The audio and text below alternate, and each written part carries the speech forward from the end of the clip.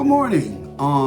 Welcome to another Wednesday morning motivation with your friend, your alum, Frederick Golden. On behalf of President Eric Lanier and the officers of the National Alumni Association, I want to greet you this morning on this day that we come together just to share. Hope you're getting something out of this. Hope you're getting something that's going to help you through your week and through your day. This morning, I want to talk for just a few moments, if you will, dealing with our faith and the foundation of that faith. I'll be coming from the Gospel according to St. John, first chapter, verses 1 through 3. It says, "In the beginning was the Word, and the Word was with God, and the Word was God. He was in the beginning with God. All things were made through him, and without him nothing was made that was made." First of all, I want us to begin to look at the fact that if we're ever going to make any progress in the divine life or even in life itself, we would have to have a real foundation. And that foundation has to be built on something solid. There is no foundation except the foundation of faith for us. If we're going to do something and believe something, we have to believe that it will be done. We have to believe in those things that we cannot see yet, but yet and still we have the hope that it's going to come to fruition. All of our actions and all that ever will come to us that is of any importance will be based on or will be because of a rock. If you are of that rock, no power can move you. If you are set upon something that is solid, a solid foundation, then no matter what happens, it cannot move you. There are things that's happened in our lives in the past several months, several years, and there are some things that did not move you because of your foundation, because you were solid in your foundation. If any area or principle of your faith, you must have something established in you to bring it forth. You gotta believe that what you're saying is true. You must have something within you that says, no matter what, I still believe. There is no establishment outside of the Word of God. Everything else is saying there is no solid foundation. Everything else will break apart if you build on anything except the Word of God. On imaginations, it's going to fall apart. On sentimentality, it's going to fall apart. Or your feelings, it's going to fall apart. Everything is going down except the Word of God. It would mean nothing without a foundation. And the foundation would have to be on the Word of God. If you don't believe in anything, then how can you move forward to know that what you're thinking, what you're feeling, what you're anticipating is going to come to pass? One of the things that we must understand is that our foundation must be something better than sand. It has to be something that is strong, that is solid, and everything is sand except the Word of God. If you think about it, I even told the people Sunday, there were some things that many of us grew up on. When we grew up, we believed in certain scriptures. I was always told that if you're in trouble, if you don't know what to do, if you can't pray a prayer, remember the Lord's Prayer. How many of us grew up remembering certain things out of the Bible? We remembered the 23rd Psalm.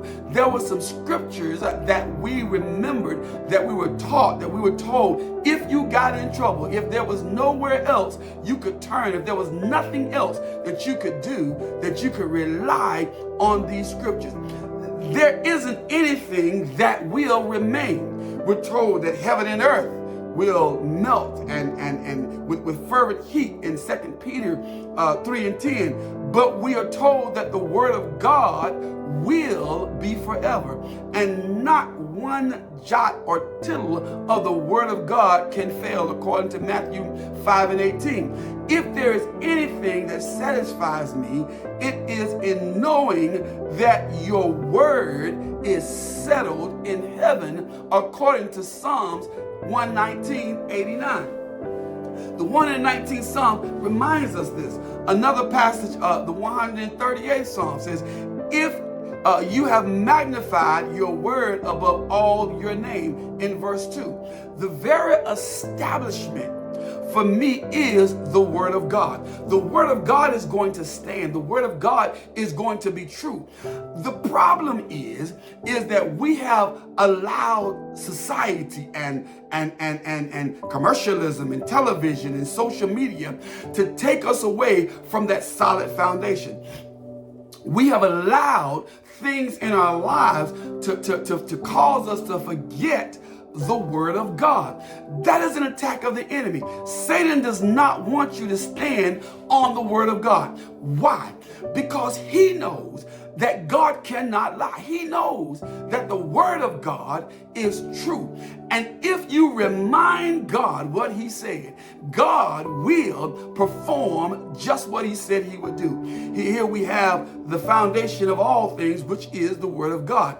It is a substance. It is a power. It is more than relationship. It is personality. The word of God, when you get the word of God in you, it stands up. It means something. You can think about it and it will come to fruition. To every soul that enters into this privilege, it is a divine injunction to be born of his word. What it means to us will be very important. For remember, it is substance. It is an evidence of things not seen, according to Hebrew 11:1. It brings about what you cannot see and brings forth what is not there. The word of God is so powerful that the scriptures remind us that the power of life and death is in your mouth. The word of God is so powerful that you can speak to the spirit of the enemy, and the spirit of the enemy, his imps, his demons, they must flee according to the word of God. God took the word and made the world. We live in a world that was made by the word of God, and it is inhabited by millions of people. You say it is a substance. Jesus, the word of God, made it with the things that did not appear, and nothing has been made that has been made without the word of God. It was not made except by the word, according to John 1:3. When we come to the truth of what that word means, we will be able not only to build, but also to know. Not only to know, but also to have, live, and operate in the fact of the word of God. Rest in the knowledge of the principles of the Most High God. We've got to understand this, that man shall not live by bread alone, but by every word of God, according to Luke chapter 4 and verse 4.